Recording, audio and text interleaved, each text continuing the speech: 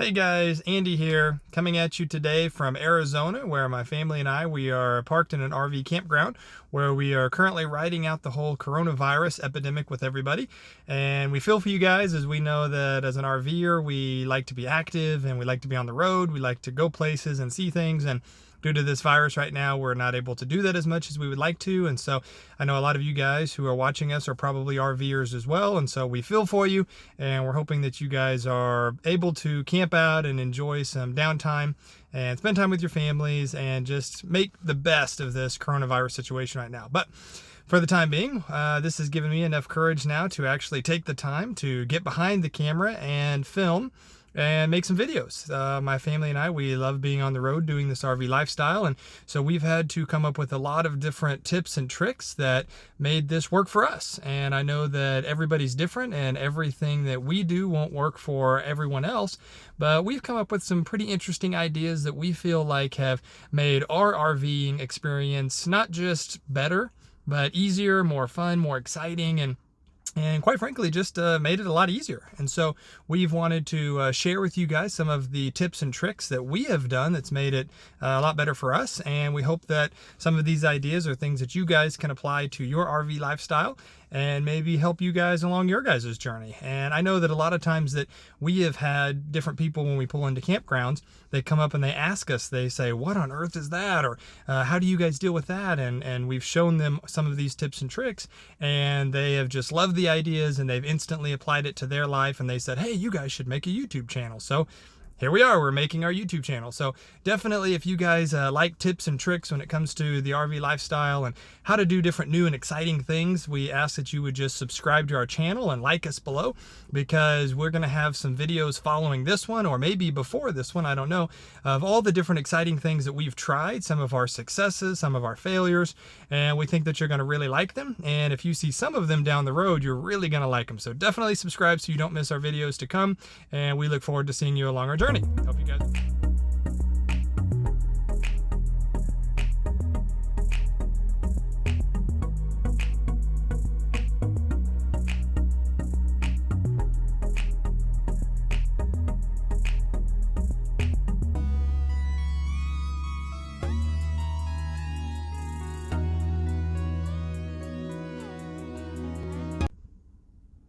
So let's go ahead and hop into one of our first tips that we tried, and it has to do with dumping our black tank in our RV. If you guys follow us, you guys will quickly learn that my wife and my family and we really like to boondock, or dry camp as some people call it, which basically just means we don't like being docked into an RV site all the time. We like to be able to go out into the open and be able to park wherever we want to, go out into the mountains or out into a forest somewhere. And it provides lots of different benefits for us. One of which, it just gets us away from all the noise and all the traffic and all the people that sometimes we just want our quiet time. We want our space.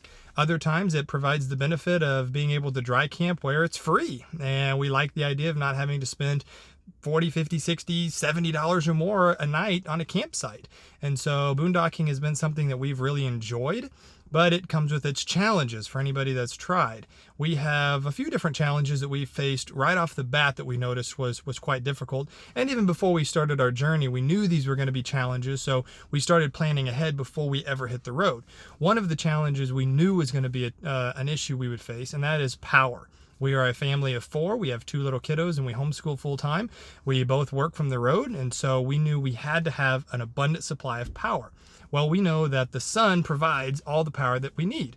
So we looked into solar options, and we came up with a great package that we kind of did a DIY project. And since then, we have had all the power that we have needed, and we will make a video specifically on that to come. The second hurdle that we had to overcome was that we needed water. We needed a lot of water, not just for drinking, but also to be able to do our dishes and shower and flush our stool and to do all of the different necessities that most families need. And so I've got another video we'll be producing on how to carry more water with you and how to conserve water. But today we're going to talk specifically about our third challenge, which was, again, as a family of 4, none of us liked going in a bucket outside, so we would use our bathroom. We would use the toilet regularly. Well, as a result, we noticed that we started filling up our black tank rather quickly. So here we'd be out dry camping somewhere awesome, under a mountain somewhere, great scenery. And 3 days, 4 days in, we'd notice, man, our black tank is getting a little bit full. And we'd have to start thinking about packing up and heading back again. And we didn't like that idea. So I tried to come up with an idea, and we thought, let's just go and get one of those RV waste totes where we can dump it in the tote and then we'll haul it off that way. Well, that ended up being a lot more challenging than I thought. Even being young and athletic, when you fill up a 35-gallon tote full of waste, it is heavy, extremely heavy. And as many of you guys have tried to do that, you've probably realized the same thing. It's hard on your back. You've got to lug the thing around. If you're hooking it onto the back of your truck on a trailer hitch, then you got to drag the thing, and God forbid you try to lift it up into the back of your truck. I've done that, and that doesn't work very well either. So I quickly decided we need to come up with an idea so that I can dump our RV waste tank into this expansion tote to buy us an extra 3, 4, 5, 6 days of dry camping wherever we're at and not break my back at the same time. So let's hop into my idea that I came up with.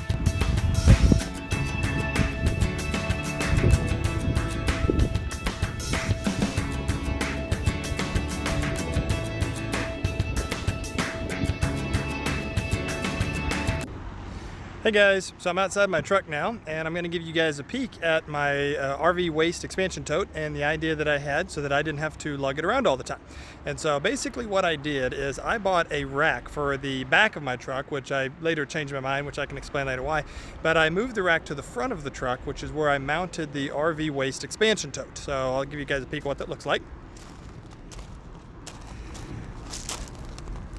And so basically what I did is by mounting it on the front of my truck, I don't actually have to haul it around and move it anymore. I can just leave it right there on the front of my truck, which I also took and I put these straps on so that way that the RV tote would not bounce around while driving. And it basically just rides here. I never have to take it off. I never have to haul it around or move it or take it off or try to muscle it around. I can just leave it here permanently. And whenever our RV tank fills up, then all I have to do is wrap it up, hook it up into the RV tank and fill it. And then whenever I'm ready to go haul it off, I can drive it off to the dump site, dump it, and we're good to go. All right, so we've been looking at this tank here, and we've been talking about how I've got it mounted on the front of my truck, so that way I can actually drain my RV black tank into this expansion tote, and then I can drive off with it and actually dump it anywhere I want to without having to lug around the heavy weight. And since it's mounted on this rack on the front of my truck, I don't have to deal with the weight or lifting and pulling and moving and dealing with the strain that all of you guys have probably had to deal with if you're watching this video. So the next question though that I get asked though is, well, if it's on this rack and it's strapped to it and I can drain it, if it's lifted up so high off the ground, how do I actually fill the black tank from the RV? Because this actually is higher than my RV waste hose is. So with the gravity fed lines, it actually won't fill this tank. So I had to go out and purchase a pump or a macerator pump to actually pump my RV waste out of the RV up into this tank. So let me kind of give you a peek of what that looks like. So right here is my RV macerator pump, and I'll kind of show you up close here. I actually purchased it off of Amazon. It was only about 50 or 60 bucks. And it's actually very handy because if you actually look closely at it, it already has the fitting adapter on here to screw directly onto an RV outlet. And so all I have to do is take the cap off, screw it directly onto the RV waste line, and then it has this little outlet line right here, which I put this little clear tube on, and then I put a garden hose adapter on. And so whenever I take this little tube off of here, I can actually take it and I can actually hook it to any garden hose, which this is the wrong garden hose, so I can't actually hook it on right now to show you. But when I hook that on, then it will actually pump everything out of my RV waste tank in the RV, and it will pump it out through this macerator, through a standard garden hose, into the waste tank. So that way I can fill up the waste tank.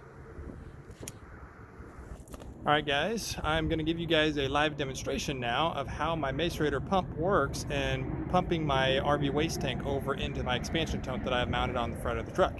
Now, I'm currently at an RV park, so I don't technically have to do this, but I went in and I hooked it up for you guys just so I could give you guys a demonstration of what it looks like if you guys wanted to see it. So here we go. All right, so you can see right now I have my sewer hose hooked up because I am at an RV park, but here is what it looks like. So I have unhooked my RV sewer hose off of the RV, and I have hooked my macerator pump on to my RV waste outlet. And I'll kind of show you here how that works. It's really simple. You can actually just twist it and take it off, and it comes off super simple. So you line it back up, twist it back on, and there you go. Now these RV macerator pumps, they are 12 volt.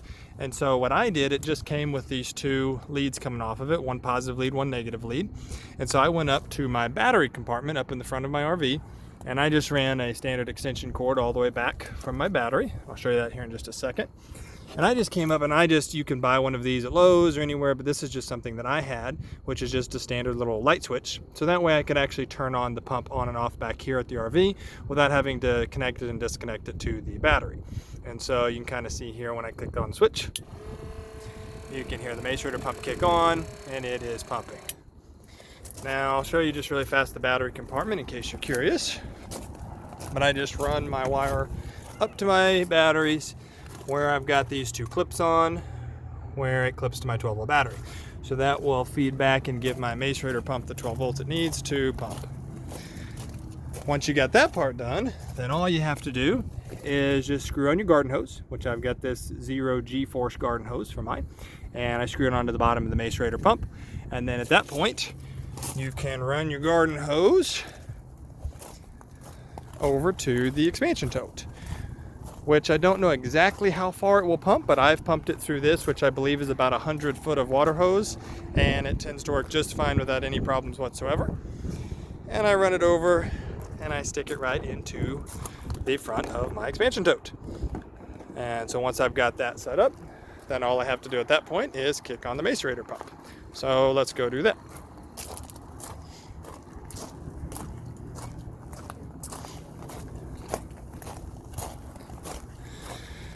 And now that we're back at the RV, then all I have to technically do is first reach up to where my valves are, and you'll see my black tank valve right there, which is currently closed.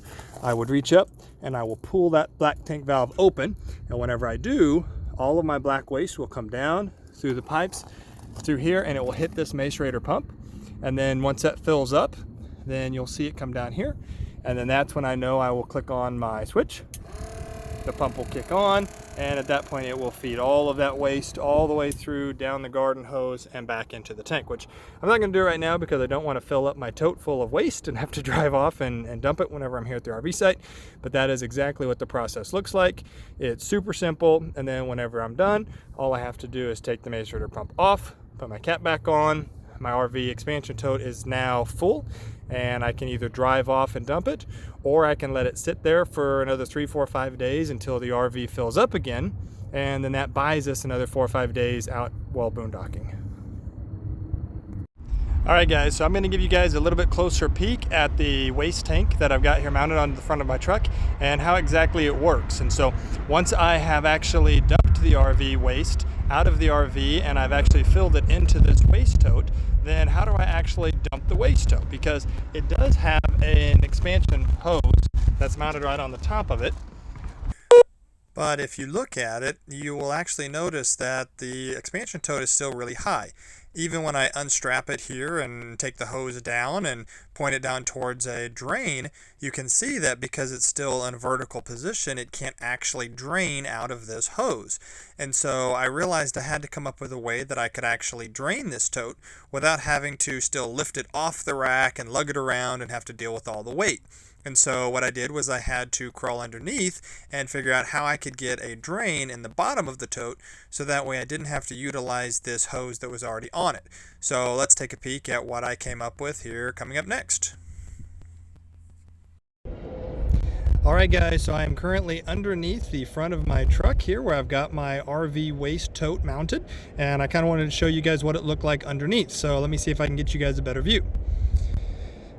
So if we look underneath the bottom of the tote, you can see right here what I did was I actually drilled a hole in the bottom of the waste tote, and I used a rubber gasket to seal it so that it wouldn't leak, and then I poked a pipe through that rubber gasket coming down.